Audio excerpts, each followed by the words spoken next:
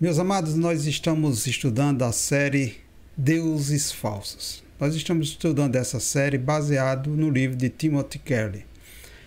E nós estudamos na aula passada os efeitos que os falsos deuses têm na nossa vida. E nós chegamos à conclusão que o nosso coração é uma verdadeira fábrica de ídolos.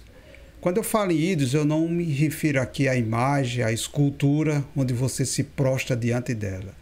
Mas eu quero trazer para você que existem outros ídolos que tomam o lugar de Deus em nossas vidas. E quando isso acontece, nós estamos diante de uma idolatria. Hoje nós estudamos na nossa escola bíblica dominical o capítulo 1, que se refere a tudo que você sempre quis. E isso nós estudamos dentro da perspectiva do ídolo chamado felicidade. E nós podemos perceber que a maioria das pessoas passam a vida toda tentando encontrar ou realizar ou transformar os sonhos mais caros dos seus corações. Então as pessoas vivem nessa busca frenética pela felicidade, procurando de todas as formas, pedindo a Deus que Deus resolva os seus problemas, lhe traga-lhe felicidade. Mas eu vou dizer uma coisa para você, nem tudo que a gente pede a Deus, Deus vai nos conceder. Nem todas as orações que eu faço, eu tenho a garantia de que Deus vai resolver ou responder da forma como eu quero. Então, que você possa ter a noção de que nem tudo que você quer é o que Deus quer para a sua vida. E isso acontece em nossas vidas, e quando nós queremos uma coisa demais, às vezes a gente esquece que nós temos um Deus. E a partir daí eu deposito todas as minhas esperanças, toda a minha fé em algo que não é Deus. Pode ser uma esposa, pode ser um filho, pode ser um trabalho, pode ser uma carreira promissora, pode ser o dinheiro, pode ser os meus relacionamentos e tantas outras coisas. Hoje eu quero trazer para vocês a história de Abraão. Abraão tinha um ídolo que atrapalhou muito a vida de Abraão. E Deus trouxe a Abraão à prova.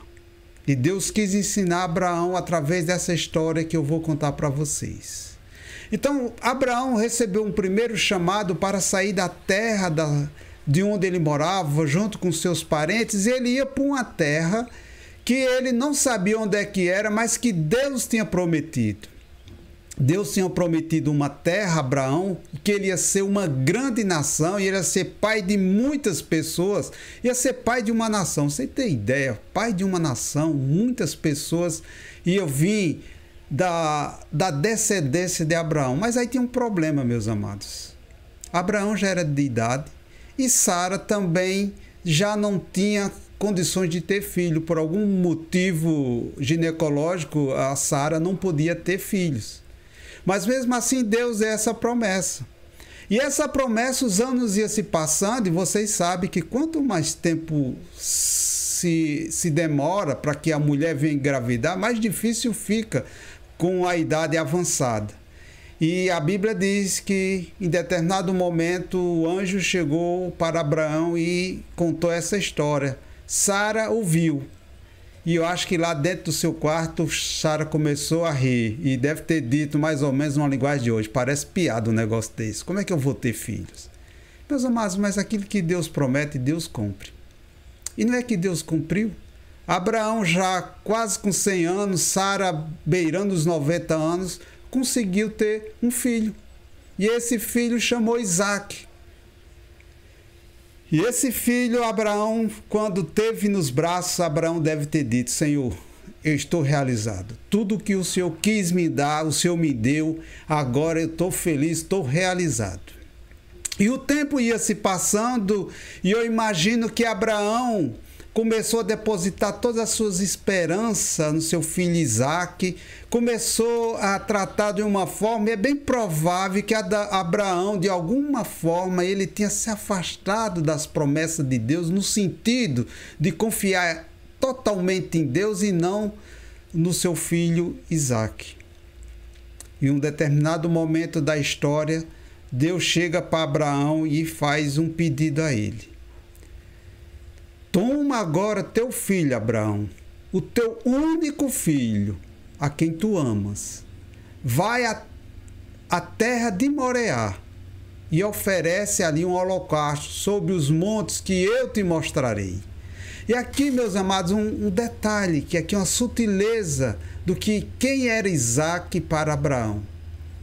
Toma teu único filho, Isaque, a quem tu amas. Percebe aí que Deus pediu uma coisa mais preciosa, que Abraão amava demais Isaque. Meus amados, vocês podem até pensar que esse mandamento que Deus deu era um mandamento horroroso. Um mandamento que não fazia nenhum sentido. Mas eu digo para você, meus queridos, em última análise, a fé de Abraão não foi irracional nem absurda. Ele simplesmente resolveu obedecer a Deus. E eu imagino que durante esses 3 dias que Abraão saiu de casa para chegar no monte, Abraão teve algumas reflexões.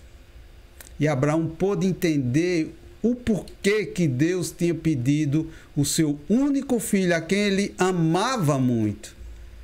Meus amados, há uma tradição naquela época que o filho primogênito, ele representava a descendência futura do seu pai.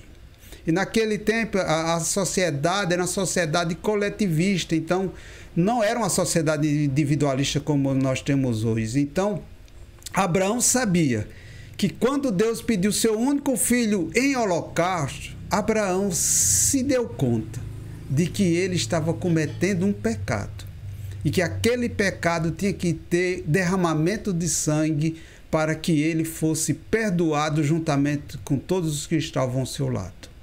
Então Abraão entendeu que Deus não estava satisfeito com a forma como ele estava lidando com aquela situação.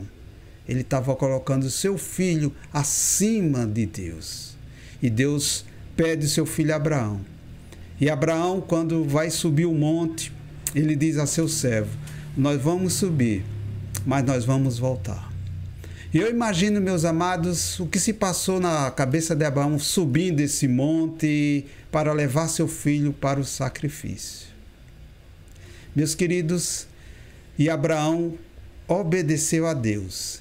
E nós vamos ver que quando Abraão subiu o cutelo para sacrificar o seu filho, naquele momento um anjo apareceu e disse o seguinte a Abraão: não estenda a mão contra o seu filho ou contra esse moço, pois agora eu sei que tu temes ao Deus. Tu não te negastes a entregar teu único filho. Meus amados, vocês lembram que lá no início, quando o anjo trouxe a notícia para Abraão, era o teu único filho a quem tu amas. E agora o anjo vai dizer: tu não negaste o teu único filho, e ponto. Neste momento, meus amados, Abraão deu prova cabal de que Isaque era um ídolo na sua vida. Meus queridos, eu vou aqui terminar perguntando a você: qual é o ídolo que você tem colocado na sua vida na frente de Deus? Quais são os Isaques que você vai ter que sacrificar na sua vida para entender que Deus é Deus? Muitas vezes nós colocamos alguns amuletos na nossa vida como solução para muitas coisas. Às vezes eu acho que eu fico amordaçado, preso a um relacionamento destrutivo. Muitas vezes você pode ficar subjugado a um pai, a uma ajuda de alguém que está dando para você e você não tem condições de seguir em frente. Muitas vezes você coloca todas as suas esperanças no emprego. Então você percebe que as nossas necessidades, elas são ilimitadas e eternas. E aí onde mora o problema, porque nós colocamos nas divindades uma característica e uma abordagem que elas não têm, que elas não são eternas, e elas não podem satisfazer todas as nossas necessidades. E aí onde é que a gente erra? Quando a gente para de confiar em Deus. E Deus é o único que pode satisfazer as nossas necessidades, que são ilimitadas. Meus queridos, eu quero dizer para você que nada grandioso vai acontecer na sua vida quando você substituir o poder de Deus por as vontades e os desejos que você tem de entregar a sua confiança nos ídolos. E os ídolos, você sabe, eu não estou falando aqui de ídolos de estátuas, de veneração. Eu estou falando de aspectos na sua vida, de pessoas que você confia muito, que vai resolver todos os seus problemas, e aquela pessoa como fosse a solução para tudo que você tem. Quando na realidade Deus é o único que pode fazer isso. Meus amados, essa história eu queria terminar fazendo uma analogia com o nosso Pai Celestial. Naquele momento, quando Abraão estava lá com seu filho deitado para ser sacrificado. Muitos anos depois, no madeiro crucificado estava seu filho. E seu filho chegou para o seu pai. Jesus Cristo disse: Pai, por que me abandonastes? E o silêncio de Deus foi a resposta para aquela indagação de Jesus. Naquele momento, Deus não poupou Isaac, mas Deus poupou Isaac naquele momento, mas agora Deus não poupou o seu filho. O seu único filho Ele deu em nosso favor, para que você, nós tivéssemos nossos pecados perdoados, para garantir que nós tivéssemos uma relação recriada com Deus. A nossa relação com Deus foi religada através da morte de Jesus Cristo naquela cruz. Deus não poupou o seu Filho para servir de exemplo para nós, para que nós possamos aprender que Deus é tudo em nossas vidas. Meus queridos, eu queria dizer para você, continue assistindo a nossa série. Na próxima semana nós vamos estudar a idolatria do amor. E nós vamos estudar a história de Jacó.